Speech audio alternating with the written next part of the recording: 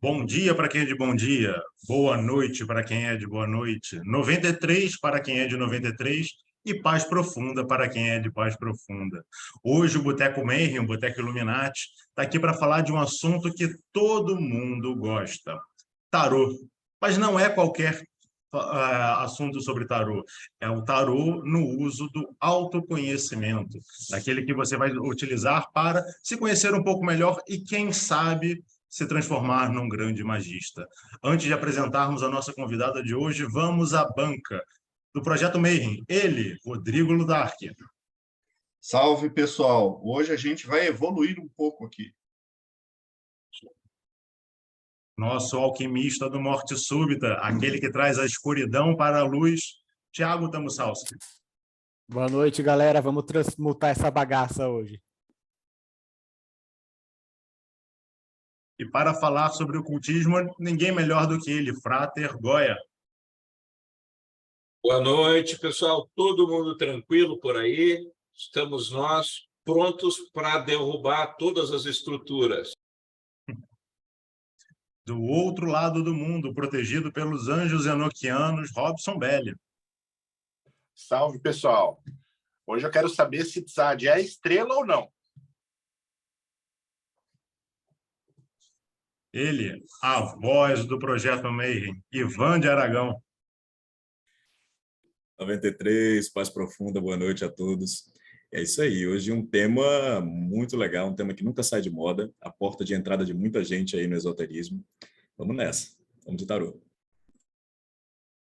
Agora o mestre dos rituais com sacrifício de animais, André Correia, do Conexão Pagã. Ultimamente sacrificando somente alfaces, porque agora eu sou um bruxo vegano. Hoje eu estou muito feliz aqui de estar com vocês para falar um pouquinho sobre tarô, né, que mistura ali um pouquinho das teorias junguianas também, né, muito estudado pelo Jung, e também desenvolvimento pessoal, que tem muito a ver comigo, que trabalho com psicologia todo santo dia. Beijo para vocês. E por último, mas não menos importante, membro da banca, responsável por trazer a nossa convidada de hoje, Vesta Knox. Oi, pessoal, 93. Hoje vamos falar de um dos meus assuntos favoritos, que é tarô, né? Foi o que abriu as portas do ocultismo para mim e a gente ama, na verdade. Para conversar sobre tarô com a gente, hoje eu trouxe uma das pessoas que é cartomante com C maiúsculo e que eu admiro profundamente. É uma cartomante de mão cheia, é um ser humano incrível e a gente vai a gente vai ter a oportunidade de vê-la com aquele brilho no olho que a gente ama, porque ela é apaixonadíssima. É Débora King. E Débora, ela tem 36 anos e ela é taróloga e umbandista universalista. Ela é minha colega graduada, né, em letras em inglês, foi professora durante muito tempo e se dedica à cartomancia já há alguns anos. Agora ela está também se graduando em psicologia, vai ser colega do André, e por isso ela começou esses estudos que vem desenvolvendo de uma maneira super interessante e acolhedora, empática, como realmente é bastante necessário a gente ver mais por aí nas redes sociais e na vida. Bem-vinda, Débora, obrigada por aceitar o convite. Boa noite, pessoal. Boa noite para quem é de boa noite, 93 para quem é de 93. Agradeço imensamente o convite da Bárbara e a oportunidade de estar aqui com vocês do Projeto Mayhem. É uma honra poder fazer parte desse programa hoje. A gente que agradece a sua presença, Débora. Para nós é sempre um prazer ter pessoas como você aqui ensinando para o nosso público, mas não só para o nosso público, para a gente também, todo o conhecimento que você tem, porque a gente possa se lapidar um pouquinho mais. E a nossa primeira pergunta é uma pergunta clássica, que é a que mais nos interessa, que é saber um pouco mais sobre você. Quando você nasceu, era pequenininha, como é que aconteceu a sua história? Você já nasceu já pegando em cartas para poder saber um pouco mais como é que funciona o mundo, para se conhecer um pouco mais? Ou você chegou nesse ponto um pouquinho mais tarde? Conta um pouquinho para a gente sobre a sua história, por favor. Então, eu começo com a clássica história de que eu tinha uma avó que jogava cartas. E era uma herança familiar que mulher nenhuma quis pegar. Então a avó me colocava sentada com ela na mesa quando ela ia atender mulheres. Então eu associava muito as cartas a ver pessoas chorando, porque geralmente eram aquelas histórias de ex, eu quero que ele volte. E a avó também fazia umas macumbinhas, né, de amor para ver se resgatava esses amores. Então eu acompanhei muito essa história e ela dizia: senta comigo que tu vais aprender, porque quando tu crescer vai ser tu que vai levar esse legado. E eu, na época, criança, nem dava bola, achava muito legal que tinha os desenhos, mas ela trabalhava com Lenormand. E aí, em 2012, eu já nem lembrava mais dessa história. Eu acabei ganhando um Lenormand numa viagem que eu fiz.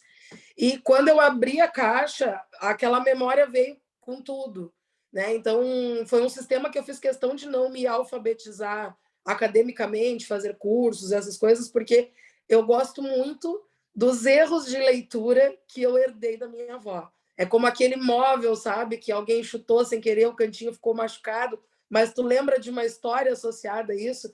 É a minha leitura de Lenormand. Ela tem os cantinhos meio estragadinhos de tanto uso, mas eu levo com muita afeição. E aí, claro, né?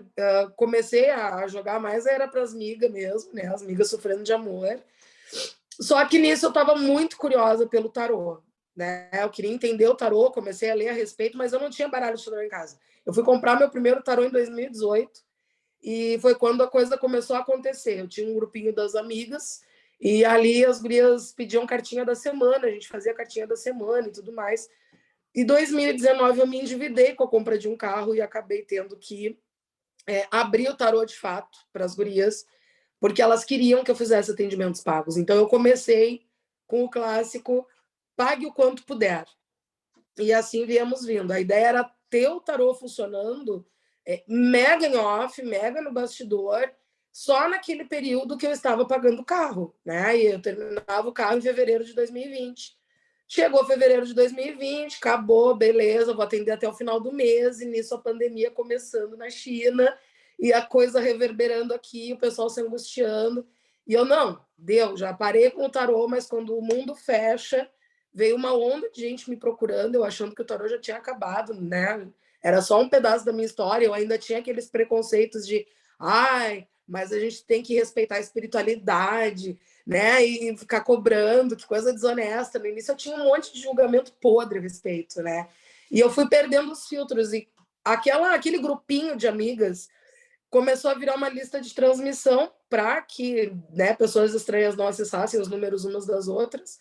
E essa lista de transmissão cresceu a ponto de chegar no limite do WhatsApp, que é coisa de 200, 250 pessoas. Tive que abrir a segunda lista de transmissão e nisso começam as gurias. Sempre as gurias me puxando, porque eu era muito resistente a isso. Eu era professora, né, e de uma escola particular, existia um certo conservadorismo, então era uma história que eu tinha que deixar na sombra, não podia botar, né, a público. E começa aquela pressão, Débora, faz uma página no Instagram, Débora, abre um Facebook, Débora, não sei o quê. E eu comecei a pensar na possibilidade. Quando eu vi, eu estava fazendo live no Facebook com 12 mil online na época, porque as lives no Facebook, domingo à noite, elas tinham uma onda de gente que era surreal, assim. Quando tu via ali a tua live que tinha 30, 40 pessoas, quando tu via, batia 1.000, 2.000, e assim ia. E ali eu entendi que a angústia das pessoas ela estava mudando. Então eu começo a atender tarô por conta de histórias de ex, e durante a pandemia as perguntas começam a mudar, porque as pessoas estavam saindo menos, estavam se relacionando afetivamente menos, e as perguntas começaram a virar: por que eu estou me sentindo assim? Por que as coisas não mudam? Por que não sei o quê? Então tinha coisas que eu acabava nem atendendo com tarô, era aquela coisa de, meu amor, vamos conversar. Tu tá trancada dentro de casa há tanto tempo, tu só sai para fazer mercado, tu queres te sentir menos angustiada como? E aí eu entendi que tinha uma função ali para além somente do ai, meu ex volta. Eu já sabia que essa função existia porque eu já tinha percebido o uso do tarô para mim, porque tudo que eu fiz com o tarô, eu fiz consultando o tarô antes. Assim foi com o grupo do WhatsApp, assim foi com a compra do carro, com o endividamento, foi tudo a história contada pelo tarô e sendo vivida ativa na vida. E no que as perguntas começaram a mudar, eu comecei a entender outras coisas. Queria apontar bem claro aqui que eu separo muito psicologia de tarô, porque eu penso que são mundos que, embora em alguns pontos eles se toquem, não são mundos iguais e nem deveriam ser trabalhados conectados. Acho que tem uma responsabilidade séria nesse processo. E a minha visão a respeito do tarô dentro do desenvolvimento pessoal é aquela coisa assim, vou dar um exemplo, que eu usei até para o meu TCC, porque no meu TCC eu estou trabalhando as rotas do desamparo e estou falando sobre o que eu percebi na experiência do tarô.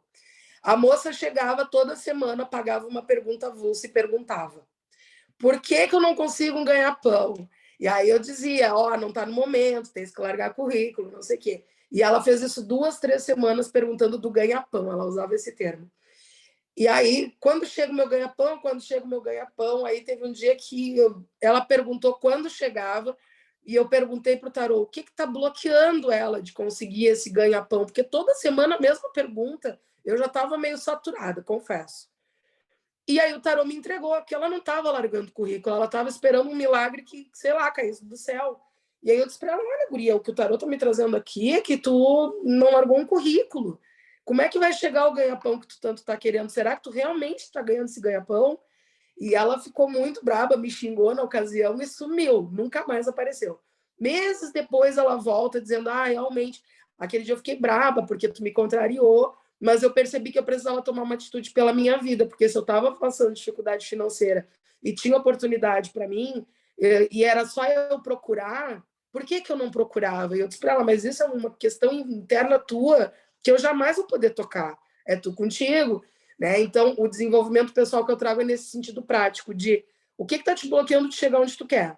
Não vou analisar se tu tem uma neurose, uma psicose, se tu está passando por um momento X, Y, Z. Onde é que tu quer chegar e por que tu não está chegando lá? E eu notei que trazer esse olhar filtrou meu público de uma forma muito potente. Porque as pessoas querem aquela coisa pronta. Quando é que vem meu emprego? Quando é que vem o amor da minha vida? Quando é que vem não sei o quê? E, tipo, eu faço, às vezes, caixinha Pix nos stories do Instagram. E a pergunta mais pedida é, quando vem o meu amor? E aí, o quando é sempre uma condicional pelo tarô. Se tu te abrir pro amor, vai chegar o teu amor. Se tu te permitir vivenciar um amor com uma pessoa fora do padrão que tu procura, esse amor vai acontecer. Sabe? Sempre tem uma condicional. E o pessoal fica de cara, eu só queria a data. E eu, tudo bem, então a data é quando tu chegar nesse ponto, entendeu? E a porta vai se abrir. Então, é nesse sentido de desenvolvimento pessoal que eu gosto de trabalhar.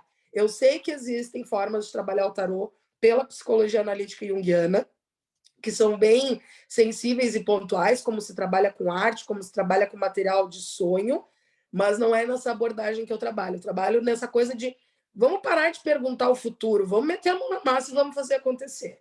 Esse é o objetivo. É por aí que eu ando. Débora, fala um pouquinho para a gente em relação ao que você pensa sobre espiritualidade, oráculo, psicologia, como que a espiritualidade da pessoa entra ou não entra, como que a sua espiritualidade entra ou não entra, né? Porque você tem uma religião, você trabalha também com cartomancia brasileira, né? Baralhos de entidade. Como que é isso para você? Existe uma separação, existe uma união, uma confluência ou não? Olha, a ciência não justifica, né? Então fica muito difícil a gente não falar de espiritualidade nesse ponto. Penso que a espiritualidade trabalha sim, né? Embora eu não nomine ela, porque eu trabalho com vários públicos. Eu tenho uma consulente, que ela é uma senhorinha já de mais idade, e quando ela abre a câmera na consulta comigo, ela pede para começar a consulta rezando um Pai Nosso e uma Ave Maria. Então eu rezo um Pai Nosso e uma Ave Maria com ela. Beleza, vamos embora, né? Então, eu respeito a espiritualidade dos outros, porém, a minha mesa só é aberta com as minhas seguranças prontas. Eu não abro mesa de forma nenhuma sem a minha conexão tá show de bola, o Wi-Fi tem que estar funcionando. Não só, né, do aparelho que eu vou usar para fazer a chamada, mas a minha conexão com a minha espiritualidade. Eu penso que a intuição ela tem um papel muito importante, porque embora a gente estude o sistema e tudo que o sistema engloba, a gente acaba tendo algumas sensações durante a consulta que vão gritar muito mais alto do que o tarô, a numerologia, a astrologia cabalá. Vai ser aquela coisa assim, foi no corpo que eu senti, né? Tem algo aqui, e tu tá olhando as cartas e parece que aquilo tá brilhando na carta junto. Então, eu penso que é um fator preponderante, sim, embora eu traga sempre, né? Quem olhar o meu Instagram lá depois vai ver que Recentemente é que eu comecei a botar a espiritualidade no jogo, que eu fiz um ritual, né, para o pessoal pela linha de Pombagira, mas no geral eu trabalho sempre dessa forma mais racionalista, deixando a minha religiosidade mais em off e sempre aberta porque as pessoas vão me trazer, né, essa história. Eu escuto muito dos consulentes a respeito de chakras, de barras de axis, de constelações familiares e outras misturebas que o povo faz, que eu acho que cada coisa tem sua gaveta. Aí é que tá. Eu sou uma pessoa sistemática que a psicologia numa gaveta, a espiritualidade na outra, o tarô na outra, a cartomancia brasileira na outra, e a gente vai trabalhando dentro de cada nuance. Eu sinto que no tarô tem alguma coisa muito maior do que o que eu sinto, por exemplo, quando eu trabalho com a cartomancia brasileira. Eu trabalho muito com o baralho de Maria Padilha, principalmente com o pessoal que é umbandista, que tem mais abertura para isso e que prefere o baralho dela ao tarô, embora os dois respondam da mesma forma. Tem gente que prefere, que me diz, eu preferia que pegasse o baralho tal. E eu pego, né? Mas eu sinto conexões diferentes. Por exemplo, quando eu trabalho com o baralho de Maria Padilha, eu sinto muito mais aquela conexão espiritual com as mentoras do que com o que eu sinto com o tarô. Não sei explicar o que eu sinto com o tarô, sinceramente. Não sei. O fato é, a segurança está sempre feita, os meus rituais de proteção estão sempre ligados e quando tudo se encerra, eu fecho tudo com as minhas ritualizações também, de maneira a manter um equilíbrio no local que eu estou trabalhando. E eu já percebi que quando eu negligencio disso, o movimento cai, ou as pessoas que chegam trazem problemas gigantescos, assim, de apavorar. Então, são cuidados que eu costumo ter. E eu acho que qualquer oraculista vai trazer isso, que a pessoa que chega na tua mesa, que está conectada com a espiritualidade dela, mas que não se abre para o teu ofício oracular, parece que as cartas vêm truncadas. Parece que tu não consegue encaixar um assunto com o outro. É tipo vir um mundo com 10 de espadas, um do lado do outro, tu fica assim, ó. O que está acontecendo aqui? Que paradoxo é esse? Né? Claro, é um exemplo tosco, mas acho que deu para entender. Então, eu trago a espiritualidade sempre assim, mais em off. E quando a pessoa tem abertura, beleza. Não sou do tipo que fica oferecendo para o pessoal, faz o banho tal, a oração tal, e bate a cabeça no chão 3 vezes e dá uma pirueta, porque eu penso que cada pessoa tem que ter sua conexão, e é uma coisa que seguido o tarot traz sobre questões de espiritualidade. Eu sempre digo, olha, tá faltando te conectar mais com a tua fé, com a tua espiritualidade, com o que quer que tu acredite, por quê? E aí eu direciono sempre nessa neutralidade, né? Não vou nunca puxar a sardinha pro meu lado, porque senão a pessoa também vai ficar meio pirada, né? Minha formação religiosa é uma grande salada de frutas. Eu ia fazer uma pergunta, mas eu vou deixar ela para depois, porque tem uma pergunta aqui do Rafael Geraldo que eu acho que tem mais a ver com o assunto que está sendo falado agora. Depois eu vou deixar minha mãozinha de pé, porque eu vou fazer outra pergunta em seguida. Tá. A pergunta do Rafael é a seguinte: quando você lê cartas para as pessoas da Umbanda ou do Candomblé, você sente as entidades da pessoa, sente que essas entidades estão presentes na leitura, como se elas estivessem querendo passar uma mensagem? Ele alega que geralmente ele sente essas presenças, mas que não são em situações desse tipo. Você tem essa experiência? Não, mas eu sempre, quando vou abrir, independente da fé da pessoa, eu sempre peço autorização para os guias e mentores, independente da religiosidade da pessoa. Dependendo da pessoa que eu estou atendendo, eu tenho uma percepção maior. Mas geralmente é com a pessoa que está mais aberta, que está mais entregue na consulta. É muito difícil de acontecer, até porque a minha sensibilidade, vamos dizer assim, dentro da espiritualidade, ela é muito mais voltada para outras mecânicas que não a clarividência ou a clareaudiência, né? Eu sou médium de transporte, médium de incorporação e já fiz psicografia também. Então, essa parte de sentir presença de fulano, de ciclano, graças aos deuses, não. Perfeito. Agora eu vou mandar minha pergunta. Nós já recebemos aqui no Bate-Papo Meir, no Boteco, várias pessoas que falam de tarô, e a gente sempre faz aquela pergunta assim de que dica você dá para quem quiser ler bem o tarô, para quem quiser atender bem as pessoas.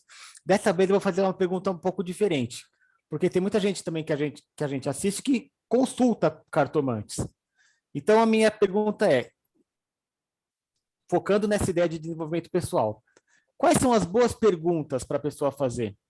que dicas você daria para a pessoa que está fazendo a consulta, para ela fazer uma boa consulta? O que eu não estou vendo sobre o meu momento? Ou o que o universo espera de mim nesse momento? São duas perguntas que nunca são lembradas e que às vezes a gente fica naquela teimosia de eu quero fazer tal coisa funcionar e se não funcionar, meu Deus, o mundo acaba. E às vezes não é isso para onde o teu universo está te levando. Então, tu trazer o que o universo espera de mim, ou onde é que mora o meu potencial, são perguntas que têm que acontecer, né? E o que eu não estou vendo a respeito de determinada coisa? Porque nós temos pontos cegos. E aí eu falo por experiência, porque no momento que eu tive o meu burnout, que eu saí da sala de aula, que eu decidi viver do tarô, eu tinha certo para mim que ia ser o resto da vida com o tarô, né? E ainda agora o desejo mais sincero é esse. Só que o tarô dando conta o tempo todo. E eu pensava, mas o que eu estou fazendo de errado? Tem que ter alguma coisa errada. Por quê? Estou terminando uma graduação. Para o tarô, o meu momento é de uma transição. E ele está sendo essa minha ponte para permitir que a minha transição da sala de aula para a psicologia aconteça. Mas que ele não vai ser a ferramenta que vai ficar permanentemente. Ele vai continuar ali para quem precisa dele, mas não vai ser essa a minha atuação. E quando eu tive essa resposta do tarô, que foi o que eu perguntei, né? O que eu não estou vendo? E o que o universo está esperando de mim? Gente, eu chorei que nem uma cadela, porque eu queria ficar com o tarô por causa da vida. Não que eu não vá ficar, mas ele não vai ser meu único trabalho. Só que eu atuando com um CRP ativo e tudo mais, eu vou ter que deixar o trabalho oracular de novo na sombra. E era uma coisa que eu não queria. Mas são coisas que a gente também tem que entender que tu chega num teto de determinado momento da tua vida. E para tu chegar além desse teto, outros movimentos terão de ser feitos. E muitas vezes as pessoas não veem isso. É tipo, eu quero tal emprego, com tal promoção, ou tal concurso. E às vezes a pessoa tem um baita potencial para uma outra coisa totalmente inversa. Então, acho que essas são as perguntas que às vezes o povo esquece de fazer para olhar com mais calma. Mas é que são perguntas que amedrontam. Então, eu total entendo. Perfeito. Eu tenho uma pergunta e depois, antes do Ivan fazer a dele, eu vou emendar com a da Samantha Calegari, porque a dela conversa um pouco com a minha pergunta. Né? Você está terminando agora a graduação em psicologia, né? Em psicologia e psicanálise, a gente aprende, dentre outras coisas, a questão da percepção subjetiva do determinado indivíduo, né? Você deu um testemunho daquela sua consulente que perguntava sobre quando é que ia ter o ganha-pão dela, só que demorou algum tempo, você se deu conta do que ela estava querendo falar, de fato, né? Que a pergunta que ela estava fazendo não era exatamente a pergunta que ela estava externalizando, porque ela queria saber outra coisa. Ela não queria saber quando ia ter o ganha-pão, mas ela queria saber quando o universo ia dar um presente para ela sem que ela precisasse fazer nada. Como é que você encara isso dentro de uma determinada consulta? Você conversa um pouco antes, agora que você já tá mais avançada dentro do curso de psicologia, você conversa um pouco mais com a pessoa para saber o que ela realmente quer, ou você se baseia apenas na pergunta dela e você é intuída, se inspira para saber qual é o cerne da questão e não aquilo que ela está externalizando de fato? Bom, a maioria das minhas consultas, o pessoal chega sem fazer pergunta. Né? Eu tenho um sistema de pergunta avulsa, mas a maioria que chega é o que o tarô tiver para me dizer. E aí eu vou ver o momento da pessoa nas cartas e vou conversar a respeito. Então, geralmente, eu trago as questões de uma forma prática, e quando as perguntas começam a chegar, é impossível, e aí, né, entra a nossa subjetividade no jogo, né? A pessoa fazer determinadas perguntas ou te dizer, eu não sei nem como é que eu vou perguntar determinada coisa. E aí vem e te joga uma montanha de informação por cima, que às vezes tu nem precisava, porque o tarô vai te entregar, e não sabe como formular. E aí, nessa hora, eu acabo usando um pouco da técnica, sabe? De, ok, a dor é essa, então é isso que eu estou procurando, e aí eu jogo pro tarô. Mas, geralmente, a consulta começa só eu sabendo o nome da pessoa. Tipo, oi, tudo bem? Eu sou a Débora e tome carta, tome falar. A primeira meia hora eu falo sozinha. E eu falo pouco, né? Perfeito, então. Então, dando continuidade, a Samantha Calegari, ela pergunta: como é que você lida com a negação dos consulentes, né? O tarô mostra e o consulente nega, insiste em negar a situação. Eu deixo negar. O que eu vou fazer? Né? Quando começa, não é bem assim, eu acho que não, mas a outra taróloga não sei o quê, e isso é a primeira coisa que eu corto, né? A outra taróloga fez outro trabalho, não quero saber, não quero ver mesa, não quero nada. O que eu vi aqui hoje, nesse dia, foi isso, e é óbvio, eu sempre digo, o tarô propõe e não impõe. Tu aceita ou não. E geralmente esses consulentes que negam ou que te rebatem ou que acham que, sei lá, que tu está bloqueando, costumam ir embora e não voltar. E voltam meses depois. Ai, tu estava certa, eu não queria ver. E aí eu me decepcionei horrores. Eu não tento conduzir, eu não tento manejar. Poderia. Tenho ferramenta para isso? Tenho. Né? Estou me formando agora, mês que vem, mas não acho certo e nem acho ético. Eu dou a notícia, guerra na Ucrânia, ponto. E é isso, sabe? A pessoa vai negar, vai aceitar. Não tenho muito o que fazer nesse ponto. Infelizmente, a gente não tem o que fazer. O que a gente pode fazer é acolher o possível, né? Eu entendo que isso está te machucando, eu entendo que tu queria continuar com o teu ex, mas nesse momento vocês estão em momentos diferentes. E aí tu dá aquela condução afetiva dentro do que tu pode e paciência, né? Então, não tem muito que ir além nesse ponto. No máximo, tu acolher e deixa chorar, deixa te xingar, vai xingar às vezes. Pelo menos, eu costumo ter muita intimidade com o pessoal, principalmente por conta do Instagram, a gente tem uma relação bem aberta ali, então quando o pessoal vem para o WhatsApp, é a milhões, a gente entra no Meet, é a milhões, então eu sempre deixo essa abertura, faz parte do processo. A gente já negou também algumas vezes que a gente tomou uns fora de ex, então faz parte. Oi, Débora. Pegando então o gancho aí do que a gente vinha comentando, né, principalmente sobre essas perguntas importantes que as pessoas não fazem, né? Muitas dessas perguntas a gente percebe que se aplicam a nós também, né? Se aplicam a todos nós. E aí fica uma questão que divide praticamente todos os tarólogos, né? Tem aquele que acha que é possível jogar para si mesmo e tem aquele que acha que não é possível jogar para si mesmo. E eu queria saber a sua opinião. Como é que funciona isso para você? Você é do time que joga para si? Você é bem resolvida para, tipo, vou jogar para mim? Ou você é resolvida para não jogar para si mesmo? Se você joga para você, como é que funciona isso? Você tem um ritual próprio? Pode contar para a gente, né? Porque também tem aquela coisa. Às vezes é uma coisa íntima e a pessoa não quer revelar. Mas como é que funciona para você? Tem um ritual específico? Funciona? Não Tem funciona? um ritual super sério, assim. Eu faço um café, pego um cigarro, me sento e jogo. É tipo assim. Não, a minha conversa com o tarô ela é super informal. Eu não tenho grandes burocracias, porque sou eu e eu mesmo, só que é o que eu digo, né? Para a gente conseguir ler para a gente mesmo, a terapia tem que estar em dia. Porque a gente vai fazer aquela negativa de ler um 2 de paus como grandes possibilidades de futuro, tá olhando para o horizonte. Só que, de repente, tu tá naquele momento bosta de será que eu caso? Será que eu compro uma bicicleta? Mas tu não decide nenhum nem outro, fica ali parado, né? Então, se tu não tá bem resolvido com o teu momento, com as coisas que estão acontecendo, tu tende a fazer uma leitura tendenciosa, né? O que eu sempre, assim, o que eu levo muito a sério com relação a isso é questões que me tomam mais emocionalmente, como essa questão tarô versus psicologia, esses dois caminhos que eu ando me degladiando, né? Não basta bater boca na terapia, eu bato boca no tarô. Eu sempre registro as minhas tiragens num diário e o que eu entendi daquilo ali naquele momento. Data, tudo certinho. Porque quando a vida começa a caminhar e os movimentos começam a acontecer e eu sinto a necessidade de voltar em perguntas que eu já fiz, eu jogo de novo, registro de novo e volto na vez que eu perguntei antes e comparo essas leituras. Se eu fiz a leitura certa, se o meu termômetro estava ok. E geralmente, quando a resposta vai contra o que a gente está procurando, é normal, às vezes, a gente fazer uma certa resistência. E quando eu chego num ponto que eu simplesmente não alcanço, eu aciono alguém. Esses tempos eu acionei a Bárbara, porque tinha um 2 de espadas me perseguindo e eu já estava ficando louca com aquilo. O que eu não vi aqui, sabe? Eu li tudo que eu podia sobre o 2 de espadas, eu leio o 2 de espadas para todo mundo, mas para mim, eu estava com um ponto cego que eu não queria ler de jeito nenhum. E quando a Bárbara falou para mim, foi tipo, o único resultado que eu poderia ter lido, eu acabei não lendo, foi o que veio da boca da Bárbara.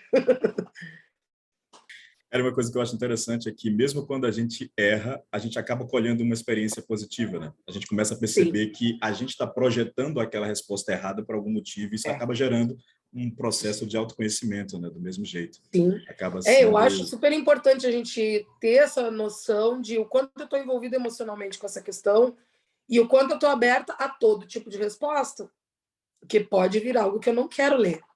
E que inconscientemente vai estar ali, mas eu não vou conseguir acessar.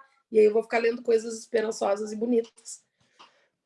Para finalizar esse meu momento aqui, só uma outra perguntinha que acaba se ligando a um outro tema que foi mencionado antes, é aquele lance das entidades, né? Quando o tarólogo trabalha com as entidades próprias, que ele já faz aquele processo de proteção e tudo mais. Para ti, essas entidades participam ativamente da leitura? Porque tem gente que às vezes está ali, né? E aquela vozinha começa a aparecer no ouvido e a gente começa a Dificilmente. Eu acho que vai muito da pessoa. Para mim, é que os meus mentores, eles são muito parecidos comigo, eu acho. Acho que a gente se reúne espiritualmente por afinidade mesmo. Porque quando eu começo a atender o tarô, eu fico naquela assim, será que eu vou escutar? Será que eu vou sentir? Será que eu não sei o quê? E só o que vinha na minha cabeça, vai estudar. Então eu estudei e continuo estudando, porque é o que eu mais recebo deles. Determinados casos, acabo escutando alguma coisa assim. Não vou dizer que não, né? Porque eu estaria mentindo. E aí depois eu vou tomar uma lambada deles. Mas escuto algumas coisas em determinados casos, quando tipo, eu não estou conseguindo alcançar o problema que está ali. Eu recebo uma colinha, mas assim, ó, é difícil. É difícil. Minha pergunta vai por essa mesma linha do que você perguntou antes, do desenvolvimento pessoal, né? Então, você falou, a gente sempre fala, né, sobre as perguntas que nunca são perguntadas, e sobre os vários tapas na cara que o tarô dá na gente. E aí você comentou, né, que o tarô te falou, olha, você não vai ficar aqui, você vai por outro caminho. E comigo foi ao contrário, foi tipo assim, eu quero ir para outro caminho. E o tarô, não, você vai ficar aqui. O seu caminho é esse aqui, querida, aceita. Mas eu queria te perguntar o seguinte, dentro dessas questões profundas, autoconhecimento, né, que a gente vai abrir um jogão, a cruz celta, análise profunda, etc e tal, como que é, na sua visão, o limite disso, né? Claro, como você disse, a pessoa precisa estar com a terapia em dia, mas para além disso, o quanto que a gente pode ver do nosso próprio desenvolvimento, né? No caso, desenvolvimento pessoal, da pessoa que lê as próprias cartas. O quanto é possível fazer isso, o quanto a gente, de fato, está interpretando, de fato, projetando, como que a pessoa pode se preparar para não cair nessa armadilha de projetar o que quer ler, ao invés de fato ler o que sai ali. Eu penso que a gente tem mecanismos muito poderosos, né, de resistência, de limites mesmo dentro do nosso inconsciente. Tem coisas que a gente não vai estar preparada para ler e a gente não vai conseguir ler. Então, eu acho que o teu limite vai ser no teu diálogo com o tarô, de tipo, até aqui tu vai, depois daqui tu não vai conseguir entender, depois daqui tu não vai conseguir mergulhar nisso, depois daqui, por mais que tu te esforce, tu vai levar um tempo porque tu não chegou nesse nível.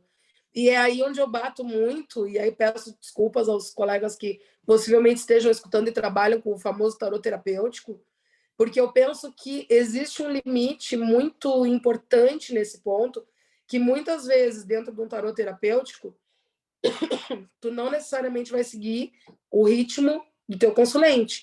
Dentro de uma terapia, a pessoa vai ter o seu tempo da sua autodescoberta. Vão ter questões, informações ali, que embora o terapeuta perceba, ele não vai poder comunicar, porque a pessoa não está pronta para receber aquilo. E, às vezes, dentro do tarô, tu pode ver processos ali que tu até poderia dizer, né? Quando tu pega uma mesa muito cheia de copas mesmo, e tu observa, a maioria das vezes tu está falando de questões de desamparo enraizadas que vão remeter a questões paternas e maternas, para quem curte, né, a área da psicanálise. Como é que eu vou chegar e vou dizer, resolve a tua questão com pai e mãe na terapia que o resto vai deslindar? Eu mato a pessoa emocionalmente, eu não posso romper esse limite. E quando a gente lê para a gente mesmo, a gente também vai passar por esses processos.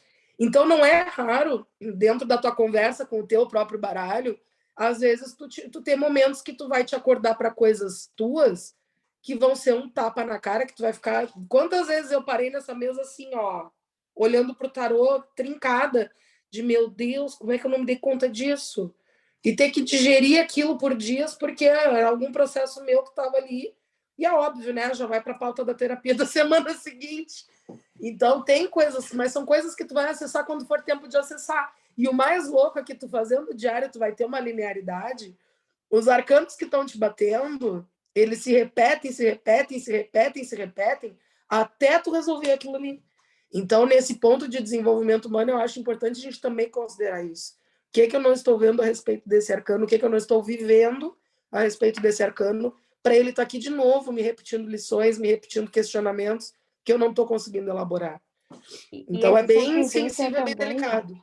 Existe uma tendência da gente ler o pior de cada carta quando é pra gente também, né?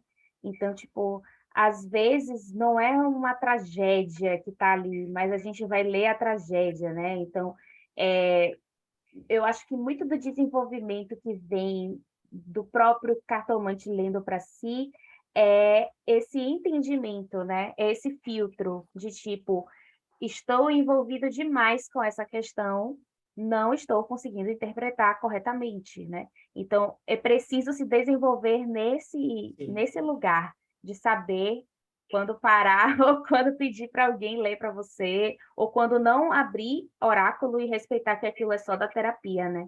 Que é uma coisa que a gente que é cartomante, a gente escorrega muito nisso daí.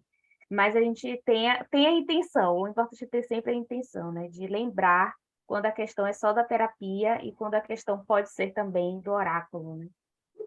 Eu acho que a questão do filtro, ela também cruza um certo amadurecimento que a gente traz na consulta, né, no atender alguém. Porque eu brinco que eu sou a louca da Disney, porque eu olho as cartas no primeiro momento, eu vejo a Disney, então eu controlo o que eu vou falar para eu não pintar um mundo cor-de-rosa para a pessoa e depois eu ter que vir me desdizendo. Porque no início tu olha ali, parece tudo muito maravilhoso, aí tu calma, respira, tu vê com calma o que os símbolos estão te falando, tu vê que existe um equilíbrio ali. E às vezes com a gente tem que fazer o mesmo. Tu vem com esse lado super saturnino de eu vejo a tragédia, eu vejo a catástrofe. Eu já venho com o outro lado para mim, ai, nossa, milhões bebendo Chandon aos pés da Torre Eiffel em Paris, né? Então, não tem um meio termo. Então, às vezes a gente tem que usar o filtro. Eu brinco que às vezes na caixinha de perguntas que eu faço no Instagram, às vezes eu faço pergunta para mim ali, e aí eu tiro para mim como se eu estivesse tirando para alguém, principalmente quando a questão é cavernosa. Porque eu vou fazer uma interpretação como se eu estivesse lendo para terceiros, e vai ter todo aquele meu procedimento de botar uma música característica, né? De trazer um discurso bem sucinto, bem direto. E aí, por esses filtros externos, eu consigo filtrar minha leitura para mim. Mas agora, se tu olha as leituras no diário, é tudo reescrito sempre. Eu sempre pulo uma página para poder reescrever sem a Disney, né? Trazer o lado sombrio também, porque às vezes a gente tem que tomar esse tento na vida.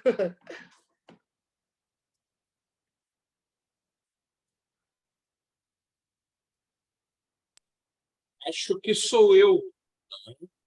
Então, deixa eu fazer uma pergunta para ti. Você colocou uma questão aí sobre a ancestralidade, que tua avó te levou para esse conhecimento e te acrescentou muito.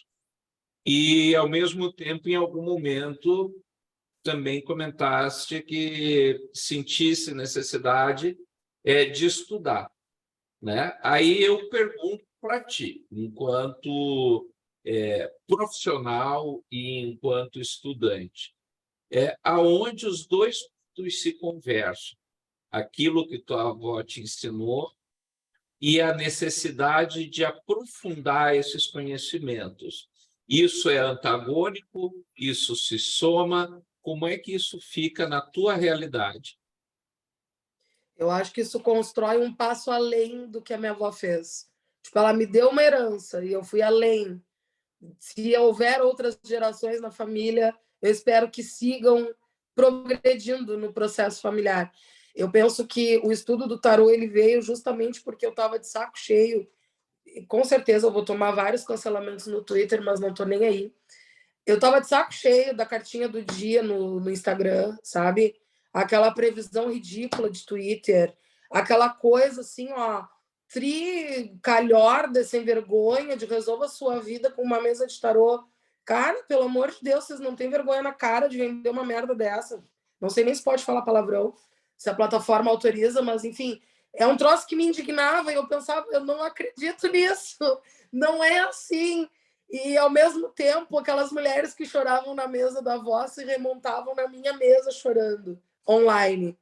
Então, eu entendi que quanto mais me instrumentalizasse, melhor eu conseguiria tocar no mundo delas e tirar elas desse lugar do choro.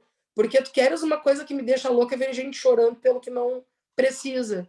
E quando eu falo de desenvolvimento humano, e aí entra um pouco, não só do estudo, mas a Débora anterior à psicologia sempre teve esse olhar de entender que a gente tem que romper com alguns padrões, principalmente quando a gente fala do público feminino, padrões de culpa, padrões de diminuição, padrões de não merecimento, que são muito constantes e que tu vai encarar na mesa que, assim, ó, a vontade que dá, graças aos deuses a gente faz online, porque eu digo, mulher, se eu tivesse ao vivo, eu ia te dar um tapão nessa tua cara para ver se tu acorda.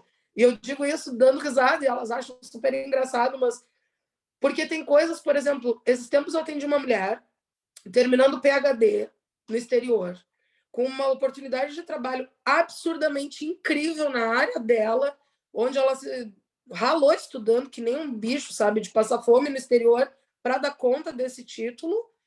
E ela queria voltar para o Brasil porque ela dizia assim, eu não vou dar conta dessa vaga. Tipo, tu tá terminando um pós-doutorado, tu não vai dar conta de uma vaga de trabalho. Soa ridículo, eu sei que soa. Só que para mulheres isso tem um peso muito importante. Então eu entendo que aquelas mulheres chorando na mesa da avó que se repetem na minha mesa, elas estão passando por essas situações. E se de alguma maneira o meu estudo, né, o meu aprofundamento, seja no tarô, ou seja com relação às questões do feminino, que eu venho estudando cada vez mais, eu já vou sentir que eu ganhei o dia. Né? Tem algumas sutilezas, algumas delicadezas ali que eu sinto necessidade. São antagônicos? São. Mas eu acho que essas duas mãozinhas antagônicas se juntam quando eu falo do feminino. Quando eles se conectam nesse ponto de ter esse público muito mais feminino que está precisando desse levante. Vocês podem ver que a nossa mesa hoje, no ocultismo, a maior parte das mesas são atendidas por mulheres, já é tradicional, mas olha a nossa mesa hoje, como é que tá. Nada contra os meninos de forma alguma, mas somos menos mulheres do que homens, né? Tendo espaço de fala dentro do mercado ocultista. Então, isso reverbera muito no atendimento das mesas. É por aí. E deixa eu complementar, então, a pergunta. E nesse contexto de tradição familiar e intuição, etc., e estudo, você sente que o estudo ajudou você a afinar a sua intuição, né? Com certeza. Ou já aconteceu também de repente, você fazer uma leitura no racional, que eu acredito particularmente que nós vamos interpretar as cartas de acordo com a nossa experiência. Então, à medida que eu me deparo com uma carta que eu tenho muita dificuldade na leitura, é porque provavelmente eu não tenho muito contato com a experiência demonstrada naquela carta, né? E daí a gente tende a fazer, nesses momentos, uma leitura racional ou decoreba, né? Acaba acontecendo com todo mundo em algum momento. E daí a pergunta fica, né? E quando você fez essa resposta, por exemplo, tipo, eu vou na técnica, de repente já aconteceu em algum momento da tua intuição dizer, não é por aí, arruma isso. Já aconteceu contigo? Comigo já. Sim, já. Já, e eu não tenho vergonha nenhuma de me corrigir. Não tenho vergonha nenhuma de me corrigir. Peço licença para confirmar, depois que a pergunta foi respondida, eu tiro de novo, para ter certeza que a informação era aquela. E percebo que quanto mais estudo, mais a intuição afina, e quanto mais a intuição afina, mais necessidade de estudo, e parece que um vem alimentando o outro, né, o tempo todo. E faz parte, acho, do processo do entendimento das coisas. E, de fato, eu acho que a experiência pessoal bate muito, seja a experiência que a gente vive na pele com os arcanos, ou seja a experiência que a gente percebe na experiência dos consulentes. Tem arcanos que tu vê, tu bate a cara, todo mundo pode dizer que é A, mas que tu sabe que na prática, com a Maria, com a Joana, com a Zezinha, foi B. Então, muito possivelmente, aquilo ali vai ser B. E aí, claro, tu vais ali olhando qual é o contexto, que situação que tá, porque tem coisas que não adianta, né? Não tem o que fazer. Tipo, o 10 de copas mesmo, eu fico muito puta, porque para mim, na minha mesa e da minha experiência, e eu acho que entra a nossa experiência, pessoal, o 10 de copas, para mim, 90% das vezes está indicando que a pessoa vai encerrar o ciclo dentro do trabalho. E copas não é trabalho, só que eu fui uma pessoa workaholic por muito tempo, acho que de alguma maneira isso aí se relacionou. Então, se eu disser para a pessoa, no afetivo está acontecendo tal coisa, certeza que eu vou errar a leitura, porque para mim, na minha experiência, o 10 de copas está trazendo sempre outra coisa. Eu digo, o meu tarô, ele veio com um problema de fábrica e eu não vou reclamar com o fabricante, porque eu e ele, a gente se entende.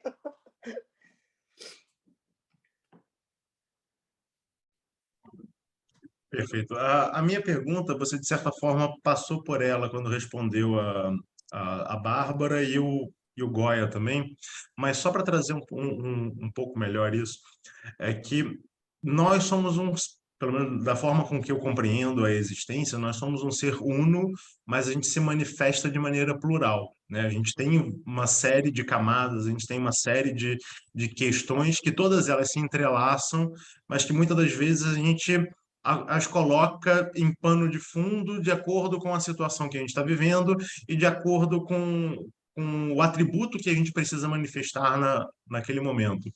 Só que muitas das vezes, quando a gente está numa determinada pergunta, e eu vou falar uma coisa que aconteceu com uma amiga minha, que ela foi se consultar uma vez com alguém e ela queria saber sobre dinheiro. Ela estava preocupada com dinheiro, se preocupada com dinheiro, e a pessoa falou: não, você tem que ter essa questão aqui, o seu marido é uma pessoa muito especial para você, e só trazia questões do relacionamento pessoal com ela. Ela, não, mas eu não quero saber disso, eu quero saber do dinheiro, estou precisando saber do dinheiro nesse momento. Como é que você aborda essa questão de trazer determinadas coisas que não são necessariamente aquilo que a pessoa está perguntando, mas que influenciam a resposta que ela precisa alcançar, mas sem também cruzar aquela linha de falar demais e não entrar em algo que a psique dela ainda não está pronta para assumir, ou que você fale possa gerar um trauma, possa gerar alguma coisa, ou simplesmente passe, vamos botar entre aspas, batido para a pessoa. Ela ignora completamente, coloca no cantinho e só vai entrar em contato tempos depois. Eu geralmente respondo o que foi perguntado, né? É sobre dinheiro, mesmo que a resposta venha trazendo, e vai trazer, porque o tarô é danadinho, né? Ele gosta de botar a gente, às vezes, em maus lençóis. Eu trago o que está ali relacionado a dinheiro. E aí, se tiver alguma brecha, se eu sentir que a consulente deu algum espaço, eu pergunto, posso fazer uma pergunta a mais? Vamos dar uma olhada no relacionamento? Eu sugiro, dentro do tema que o tarô já me deu spoiler. Se a pessoa topar, aí eu jogo. Se a pessoa não topar, eu fico em silêncio, porque eu acho que a escolha da pessoa sobre o que ela quer falar também está falando sobre as prioridades que ela está elencando no momento de vida dela. Então, se de repente para ela não é prioridade olhar para o relacionamento, mesmo que o relacionamento esteja uma M, quem sou eu na fila do pão, né? Para querer julgar ou para querer impor alguma coisa. É óbvio que a gente, e aí eu falo, a gente e eu, né? Se coloca num lugar empático de pensar, poxa vida, essa mulher podia estar vivendo, de repente, uma situação afetiva melhor, ou poderia equilibrar mais essa relação. Mas se ela não está querendo saber, eu não sou ninguém para salvar ela. Né? Já acabei fazendo, e eu acho que todo mundo no início da carreira já deve ter feito dessas, e no meio também, porque eu já não sou novata e faço essas cagadas de quando em quando. A gente assume uns BOs de vez em quando, por empatia, por afeto ao consulente que não precisava assumir. Né? Então, às vezes, tu pega uns casos cabeludos que tu tenta ajudar como tu pode e tu acaba lá. Então, hoje em dia quer saber de dinheiro, é sobre dinheiro. Se tem brecha, abro para o relacionamento. Se não tem, deixa em off, porque às vezes a pessoa ela não quer saber, ela sabe, ela tem consciência que a coisa não tá boa, mas ela não quer pensar como resolver, porque talvez ela já perceba que ali adiante a relação pode dar com os burros na água, ou que a coisa tá querendo se desorganizar, ou ela quer manter uma ilusão, né? Tudo vai de cada caso. Então eu vou sempre pela abertura do consulente. eu vou sentindo o terreninho. Oi, Débora, tudo bem? Tudo bem, André? Débora, você comentou bastante sobre essa questão de entender a primeira pergunta do consulente, responder exatamente o que ele está te perguntando, mesmo que você identifique, como acontece muito em terapia, que às vezes a primeira questão não é de fato a questão a ser trabalhada, né? Ela é somente alguma coisa para camuflar um problema por trás. E você fala também ali do tarot terapêutico, você comentou sobre o tarot terapêutico, e agora misturando as duas áreas, da psicologia e do tarot, eu entendo que a gente pode deixar o tarot fora do atendimento psicológico, você não leva a ferramenta para dentro. Você pode até usar como, sei lá, prancha projetiva em algum momento, em um momento que caiba isso, apesar de eu achar bem difícil. Mas como que você permite que a parte psicológica entre no atendimento do tarot, e como que o psicólogo pode atuar ali junto com a ferramenta do tarot em prol da pessoa que está sendo atendida? Porque se você... eu só estou tentando entender de verdade, porque se você barra ali e responde somente a primeira pergunta, né, você não vai mais a fundo, às vezes você até sugere, como você comentou agora, Paulo, como que o psicólogo atua nesse atendimento? Né? Qual que é a função dessa parte psicológica no atendimento do tarot? Por isso que eu falo muito da abertura. Eu penso que se a pessoa não está preparada ou não está querendo olhar para aquela questão, enquanto taróloga, eu não deveria forçar essa barra, né? A maior parte do meu público é um público financeiramente um pouco mais simples, e muita gente ali não acessa terapia nem com valor social.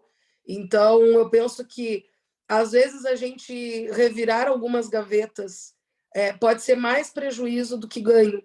Porque, de repente, vou usar o exemplo que a gente estava falando do financeiro e relacionamento. Eu vejo a questão do relacionamento ali, sei que é uma questão pontual e posso revirar essa gaveta. Só que se essa pessoa, de repente, tem questões profundas ali, que ela não faz um acompanhamento psicológico, talvez eu mande ela embora da minha mesa com um peso que ela não veio buscar.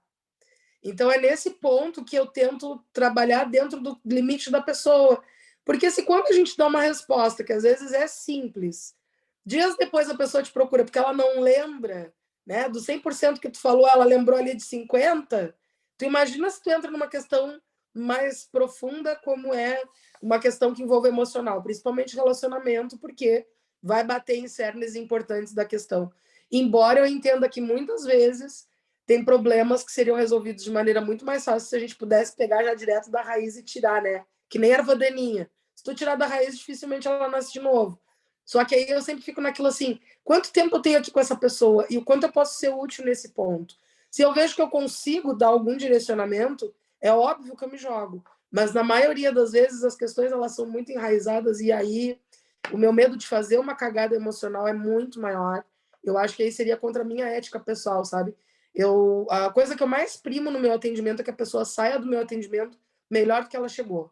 Nem que eu indique música, livro, isso eu indico bastante. Eu não indico banho, mas eu indico música, indico filme, indico série. São coisas que eu sempre passo como uma maneira de dar uma continuidade porque a gente conversou na consulta. Mas eu não reviro as gavetas que eu não vou conseguir deixar em ordem, porque eu acho muito arriscado. Obrigado.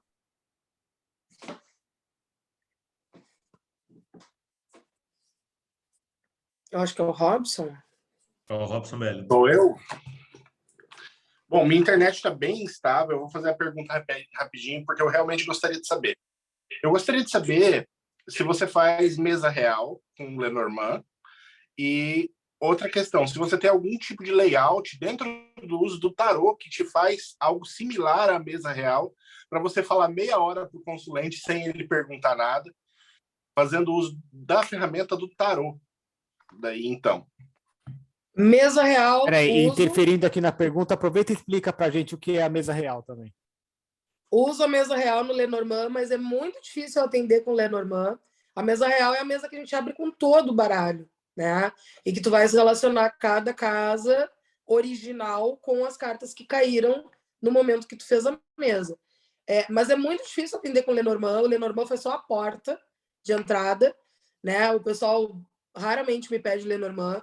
E dentro do tarô eu gosto muito do tabuleiro. para esses 30 minutos.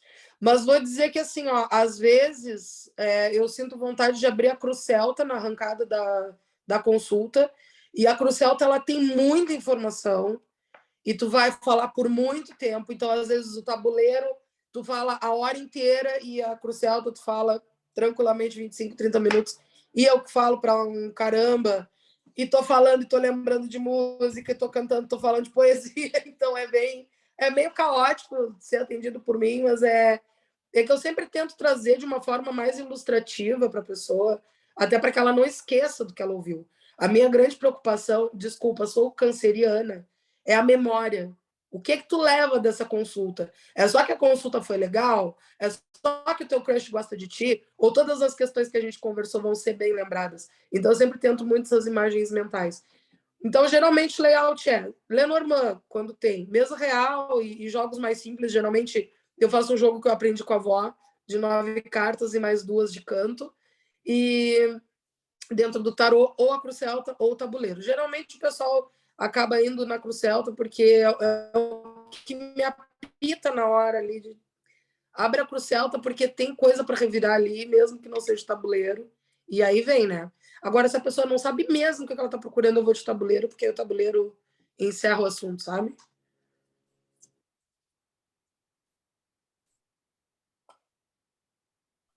Sensacional, muito obrigado. Agora. Eu que Bom dia, agradeço. Goiânia. Oi, então. E daí, voltando à pergunta que o Paulo fez, e que você respondeu também parcialmente, mas eu entendo que são duas situações diferentes. Eu acho que tem uma que, às vezes, que é o não responder o que a pessoa perguntou, né, que você respondeu, que você falou que você responde aquilo que a pessoa pergunta, e aí tem aquela questão, por exemplo, usando o mesmo exemplo que o Paulo deu, né? De repente, a pessoa lá estava falando da grana e quem fez a consulta falou, de repente, o casamento. E a questão é, às vezes, o que está impedindo a pessoa de fazer aquele dinheiro é justamente o relacionamento que ela está inserida, né? E aí, nesses casos, como é que você acha? Aí eu falo que o tarô mandou. Se o tarô está dizendo, ó, teu marido tem que te deixar trabalhar, ó, teu marido vai ter que te deixar trabalhar. Não tem como maquiar. Quando tá realmente intrincado. É que aí a gente já trabalhou com as 3 situações. A resposta não dada, que o assunto fugiu, agora essa questão. Então, para mim, se tá intrincado, de repente a pessoa tá procurando dinheiro, tá querendo fazer uma grana melhor, tem uma oportunidade de emprego numa outra cidade, o marido não deixa ela se mudar. Aí tu vai ter que falar o que tá ali, né? Mas tem que entrar no meio termo aí com teu esposo, fazer teu movimento para onde tu estiver aqui. Acho que existem situações e situações, é aquela clássica resposta de psicólogo. Depende. Depende de cada caso, depende de cada pergunta. Porque às vezes a pergunta da pessoa ela também já está te dando pano de fundo. Né? O pano de fundo que o Paulo fala, que é aquela coisa de tem consulente que vai consultar contigo a cada 2, 3 meses, e a questão do amor vai sempre vir e vai estar sempre truncada. E aí tu já está sentindo e já está vendo ali na mesa que tem histórias mal resolvidas no passado, né? O que tu faz com essa pergunta? Tu vai só responder se o amor vem ou tu vai dar um conselho para essa pessoa permitir que o amor chegue? Então, quando é pergunta recorrente, eu já direciono para o que eu sei que vai ser, né? O que tu acha? Eu sempre peço permissão para a pessoa, né? O que tu acha, em vez de dessa vez a gente perguntar quando o amor vem, a gente perguntar o que está faltando para o amor chegar, né? O que tu pode fazer para favorecer esse movimento? E geralmente as respostas são profundas e chaves viradas, e no momento que a pessoa se permite, a vida confirma tudo que veio na mesa. Só que, claro, é o momento de cada um estar pronto para escutar. Às vezes elas querem saber quando o amor chega e em seguida que terminou um relacionamento. Nem se recuperou emocionalmente, já está querendo outra relação. Ele sabe que vai dar BO, não tem como dar bom. Mas faz parte do processo de cada um, né? Débora, para a gente já começar a encerrar aqui, eu queria que você falasse um pouquinho do trabalho que você começou esse ano, né? Em julho, você fez um workshop sobre marketing e atendimento lá no Espaço Mercaba, que foi, eu imagino, super sensível. Eu não pude participar, falei com você na época, né? Estou só esperando o próximo. Mas eu queria que você falasse um pouquinho do porquê que você decidiu utilizar a professora que mora dentro de você, que a gente sabe que nunca vai embora, né? Para esse lado do desenvolvimento pessoal do cartomante enquanto profissional, né? E do caminho sensível que você decidiu percorrer para isso. E aí, se vai ter outro workshop, como que está a sua agenda, a sua programação, os seus planos para esses caminhos de workshop, de desenvolvimento do seu público, seja o público cartomante, seja o público de consulente. Então, o workshop aconteceu em julho, a convite da Sam e do Goya, né? Foi um workshop sobre técnicas de atendimento e um pouquinho de marketing digital para o pessoal conseguir lidar melhor com ferramentas como Canva, né? E CapCut, assim, só por alto, mas a maior parte do workshop ele é voltado mesmo para técnicas de atendimento, técnicas de comunicação com o consulente e que tipo de abordagem usar desde a rede social até o momento que o consulente chega na mesa. Só que o workshop veio a proposta e eu fiquei batendo cabeça, e eu sou uma pessoa meio extravagante, assim. Eu queria um workshop que, de fato, só um pouquinho extravagante, quase nada. A Bárbara me fazendo sinal. Eu queria um workshop que não só instrumentalizasse as pessoas para um atendimento melhor, mas também reverberasse dentro delas, porque eu acho que se a gente quer dar um bom atendimento, a gente também tem que estar com o interno show de bola. Então, eu trabalhei dentro do workshop, não só a proposta, né? Dentro de redes sociais, como organizar a sua rede social, como se apresentar, como atender, como fechar uma consulta, né? Como lidar com o pós-consulta. Eu trabalhei com o desenvolvimento da cartomante também, né? Do oraculista que estava ali assistindo essa aula. Então, a gente usou um arco narrativo específico que culmina com o momento que esse oraculista vai se analisar, vai se observar pelo tarô. A cada pedacinho que a gente foi trabalhando, tinha um mapa que era o roteiro de viagem desse workshop. E esse mapa foi passando por pontos relacionados à caminhada oracular de cada um. E aí, a cada pit stop, vamos dizer assim, a gente tirava um arcano e se pensava e conversava sobre aquele arcano até o final do workshop, que é quando o pessoal, né, se abre para poder atender as pessoas. Então, a minha extravagância foi nesse ponto, que eu não queria só ensinar o que eu aprendi fazendo, mas eu queria que as pessoas tivessem essa mudança que eu tive no meu processo com o tarô. Porque a Débora, antes de abrir o tarô do Pague Quanto Puder, ela era uma. E a Débora de hoje é totalmente outra, né? Eu já abstraí da ideia de números de seguidores, números de consulentes. A gente bota esses números na rede social porque sabe que precisa, porque tem gatilhos mentais e parará. Mas, para mim, o que interessa é essa satisfação que me dá o trabalho com o pessoal. O workshop ele aconteceu em julho, tem a gravação disponível para quem quiser. É só entrar em contato com a Sam pelo Merkaba. Não sei ainda quando faremos o próximo, espero que breve, porque a turma original está querendo uma versão 2.0, porque foi um sábado assim de milhões, né? O pessoal chorando, emocionado, porque a canceriana, se não fizer os outros chorarem, não fica satisfeita.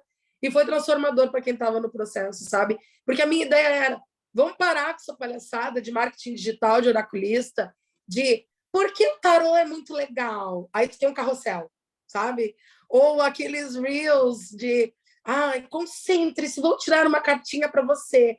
Hoje saiu 3 de paus e blá, blá, blá, sabe? Se você ama alguém com a letra O, essa carta é para você. Não saia desse vídeo, deixe seu like. Gente, chega do tarô McDonald's, sabe? Fast food. Eu quero profundidade. No meu local de trabalho, o meu público me demanda coisas mais práticas. Então, tu vai entrar lá para uma página de tarô e tu vai ver eu ensinando como romper o ciclo da procrastinação. É tipo isso. E eu queria, desses oraculistas que estiveram no workshop, que eles trouxessem a natureza deles para o trabalho deles.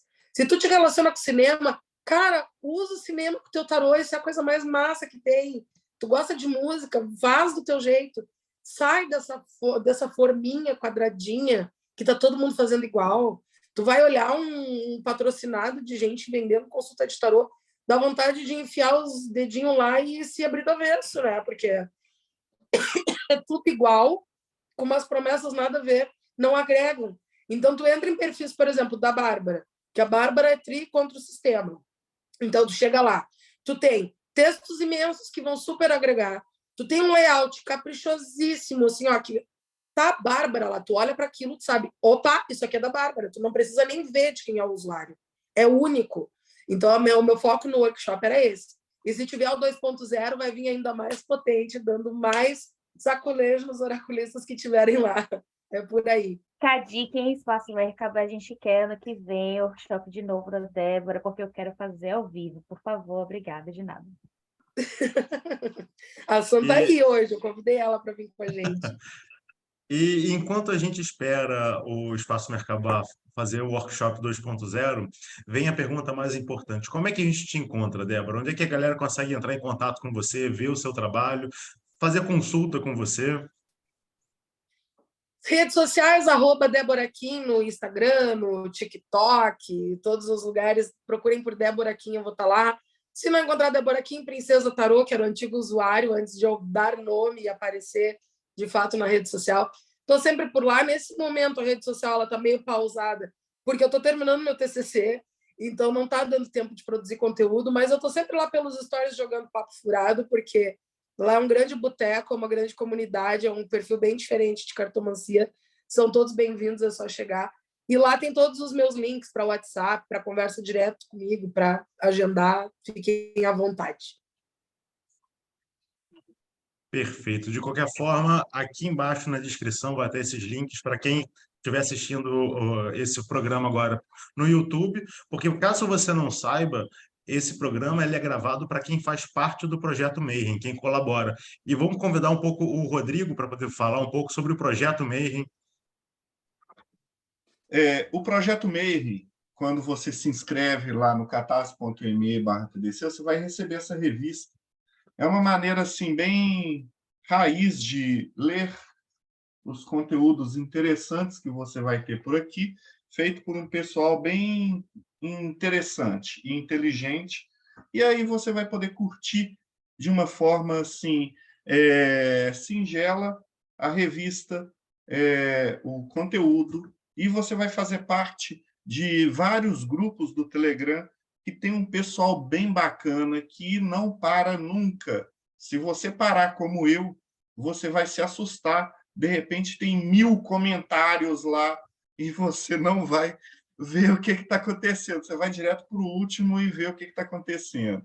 Então, é um pessoal que te ajuda na sua caminhada e é assim, você vai estar dentro dos seus iguais ali, que vai te ajudar bastante. Recomendo muito. Perfeito. E diretamente do Morte Súbita, Thiago Gutamussauskas, considerações finais. Tem tarô no... Tem, Pergunta... não tem nem o que perguntar. Inclusive, vou dar a sugestão de artigo dessa vez. É um artigo chamado Como Ler o Futuro e Dar as Más Notícias. É só buscar isso lá no ferramenta de busca que você vai encontrar alguma coisa que tem bastante a ver com o desenvolvimento pessoal. Bom, para quem não conhece, o Morte Súbita é um portal que está no ar desde 1996, cujo objetivo é levar conhecimento proibido ao alcance de todos. Somos o altar das blasfêmias, o santuário das heresias, a fase secreta do jogo da vida. Quem quiser acessar é mortesubita.net, quem quiser apoiar, muito bem-vindo no catarse.me/mortesúbita. Perfeito. Frater Goya, considerações finais? Então, as minhas considerações finais é render homenagem aí a Débora, né, que é uma pessoa que eu conheci ela através do Espaço Merkabah, e assim, realmente é uma grata surpresa conhecer essa sulista como eu, né, que trouxe tanta novidade, trouxe tanto conhecimento, e realmente assim, ela trouxe coisas muito importantes, eu acho, não só aqui na conversa, mas eu vejo no atendimento dela, como essa coisa do suporte, do acolhimento, né? E acho que isso é um grande diferencial enquanto tarólogos, num grande mercado em que hoje você tem muitas pessoas falando, que nem ela falou, o fast food da cartomancia e do tarô, né? Você ter técnicas de acolhimento é essencial para você não apenas ser um profissional diferente, né? Mas como também aprender mais, que você vai aprender sobre pessoas, sobre si mesmo. Então, a minha grande questão aqui é realmente dizer que eu assino embaixo dela, e é uma pessoa com quem eu tenho muito carinho, por tudo que que eu acompanhei da jornada dela enquanto pessoa, né? Então, fica aí a dica, já fica a dica também para o pessoal do espaço, conhecer o espaço Merkabah, né? Que tem não só eu, mas outros profissionais como ela, o próprio Yair Alon também está lá. Então, nós estamos com um time de pessoal fabuloso que vai ajudar você. E, mais uma vez, agradecer o Boteco por me deixar puxar uma cadeira e sentar com vocês, com todo esse pessoal, né? Hoje o Thiago me mandou um texto fabuloso sobre o cachimbo, né? Depois coloca o nome aí para o pessoal nos comentários, aí o pessoal que vai correr atrás do texto. E, gente, mais uma vez, muito obrigado pela recepção calorosa, obrigado Paulo, pela também a tua acolhida, né? E a beleza, essa recepção tão querida que a gente tem aí, né? Então, gente, muito obrigado. Eu não tenho mais nada o que dizer a não ser agradecer vocês e esse caminho todo. Obrigado. A gente que tem que agradecer a sua presença aqui, Goya. E Ivan de Aragão, considerações finais? Débora, foi um prazer te ouvir, adorei o teu trabalho. Já conhecia de Instagram, mas foi muito bom te ouvir. E os conselhos que você deu, né? Eu acho que muita gente vai colher bons frutos aí dessa nossa palestra. A galera do YouTube aí com certeza vai curtir pra caramba. Principalmente por conta dessas experiências que você trocou conosco, né? Essa experiência que faz aquela pessoa que está buscando um pouco mais sobre o tarô, talvez colocar para fora essa vocação que já vem ali martelando na cabeça. E muitas vezes precisa de alguém para ter essa troca, né, de experiências. Então, foi muito legal. Muito, muito obrigado pela tua presença. Parabéns pelo teu trabalho e até a próxima. Grande abraço. André Correia, considerações finais? Débora, muito, muito bom te ouvir. Ouvir você falando sobre tarô e desenvolvimento me deixa muito feliz, coração quentinho, sabe? Aquela sensação de ver profissionais aliando sensibilidade com técnica,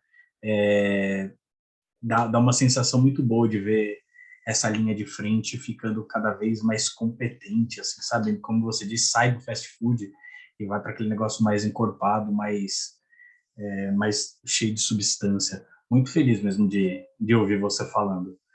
E quem quiser ouvir um pouquinho sobre bruxaria e paganismo, a Conexão Pagã tem live todas as segundas-feiras, às 21 horas no YouTube.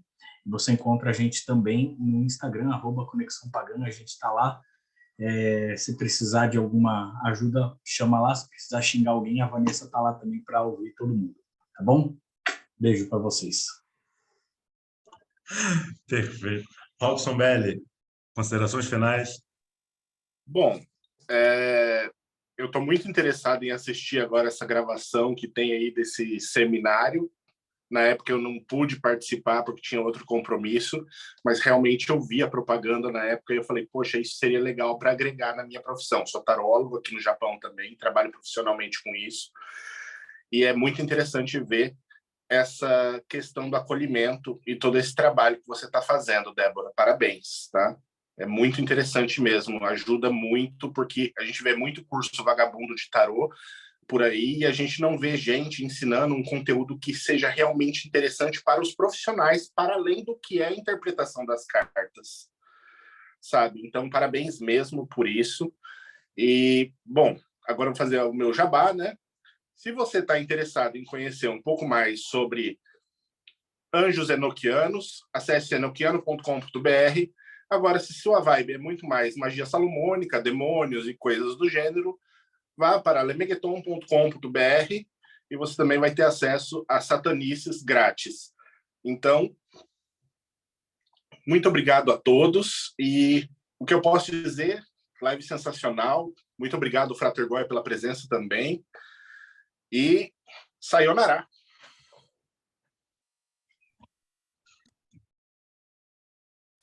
Bárbara Knox, considerações finais? Ai, aquelas, né? Não vou fazer a canceriane, que nem posso, hein? Sou geminiana. Mas Débora é uma dessas pessoas que o Instagram me deu de presente, né? Então a gente construiu uma comunidade que hoje é muito coesa e rica, eu diria, né? Fizemos amigas, imagina, eu estou em Salvador, ela está lá, né? No sul, no Rio Grande do Sul, tão longe de mim, mas a gente está tão perto ao mesmo tempo, isso é maravilhoso. Eu fico muito feliz de encontrar essas mulheres fantásticas que fazem trabalhos autorais, né? A Débora exala autenticidade, e isso é um maior tesouro que alguém pode ter, é ser autêntico, não ter vergonha de ser quem é, e fazer um trabalho tão bem feito, tão sério, tão profissional, e ao mesmo tempo tão leve e tão único. Eu admiro profundamente, estou muito feliz de ter trazido ela hoje aqui, tinha certeza que ela ia arrasar, como arrasou mesmo, e é isso, crescendo sempre, tudo de bom. Débora, muito obrigada pelas suas palavras, e muito obrigada por ser mais essa representante que a gente tanto precisa da cartomancia séria na internet e no Brasil, de uma forma geral, né? E é isso. E para quem quiser conhecer um pouco mais de Telemann, um pouco mais de deusas, toda essa espiritualidade das deusas que também nos pertence, né, Débora? Um dos caminhos possíveis é lá no Santuário de Babylon conosco. Então, se você tem interesse num caminho dentro de Telemann mais devocional e dedicado à deusa, entra no nosso site, babylon.com.br, muito fácil agora. Para conhecer um pouco mais, entra no nosso canal do Telegram, fique em contato com a gente. Se quiserem também entrar em contato diretamente comigo, no Instagram é Vestanox, tem o meu site vestanox.com.br também. Eu falo muito de ocultismo, Telemann, astrologia e tarô. É isso, muito obrigada. Boa noite, 93. Agradecer a presença da Débora, incrível a sua entrevista. Assim, particularmente eu gostei muito porque lá no Pedra de Afiar a gente fala muito de autoconhecimento, né? O desenvolvimento pessoal é fundamental, independente da linha esotérica que você segue. Se você não se conhece, se você não busca essas ferramentas de autoconhecimento, você vai cair em uma série de buracos e vai dar muito ruim. Então, quando eu encontro alguém que fala de desenvolvimento pessoal, que vai buscar essa questão do autoconhecimento, eu acho fundamental, ainda mais utilizando outras ferramentas, como, por exemplo, lá no canal do Pedra de Afiar, a gente faz muito isso também, a gente traz os temas mais diversos, a gente fala de magia, a gente fala de consumismo, a gente fala de uma série de coisas, mas sempre para fazer a pessoa refletir sobre ela mesma, sobre a situação dela, como indivíduo, mas como ser dentro da sociedade. E quando eu encontro alguém como você, meu coração fica quentinho. Muito obrigado, Débora. Débora, as suas considerações finais, por favor.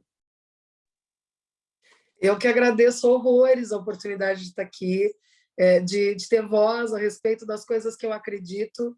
E é muito feliz para mim encontrar pessoas que estão afinadas com isso também, porque a gente tem que sair mesmo dessa história do tarô do fast food, do tarô para saber do ex, né? Cada vez mais a gente olhar para o nosso desenvolvimento pessoal. Bom, a gente brincava antes de entrar ao vivo, né, por causa da Nuit, que estava aqui me enlouquecendo, e a Nuit é Nuit por causa do arcano da estrela, né, em Aleister Crowley, porque todo ser humano é uma estrela, e eu acredito muito no potencial de cada pessoa que para na minha frente. E é por acreditar nisso que eu penso que dar esse empurrãozinho, botar essa pilha, dar esse gás para as pessoas irem arremangar suas mangas e buscarem o que é delas, de fato, é essencial. Agradeço muito as palavras que recebi de vocês todos, né, a respeito da nossa fala de hoje, da nossa conversa. Fiquei encantada, porque foi um boteco muito divertido, só faltou as nossas cervejas para a gente brindar no final, né? Mas, assim, estou à disposição quando precisarem também, estou sempre por aqui. E o meu jabá é esse, né, gente? Estou lá no Débora Kim, não tem grandes burocracias, não estou lá para captar consultas, elas são consequência do trabalho que eu estou fazendo lá. E eu torço que as pessoas que estejam nos ouvindo sejam oraculistas ou sejam consulentes, que olhem para o seu próprio desenvolvimento, para o seu próprio crescimento e encontrem o seu rumo na jornada, porque não tem coisa mais satisfatória e mais feliz do que a gente seguir o caminho que é nosso, né? Sem ter que estar usando máscaras, sem ter que estar colocando limites dentro do que o nosso potencial nos permite, né? Com as asas bem livres para voar por onde a gente quiser. Muito obrigada, pessoal. E boa noite para quem é de boa noite. A gente que agradece mais uma vez a sua presença, Débora, e para você que ficou até aqui e adorou essa entrevista, porque não tem como não ter adorado, você que gostou, pensa em se inscrever no canal, caso não seja inscrito, dá o seu like, compartilha com os amigos, aproveita, deixa um comentário aqui que a gente responde. Quando o nosso vídeo sai, clica no sininho de notificação, porque quando ele sai, o YouTube costuma não informar para ninguém. Então, clica no sininho para receber essas informações, porque tem vídeo praticamente todo dia aqui no canal. Um beijo no coração para vocês e até a próxima.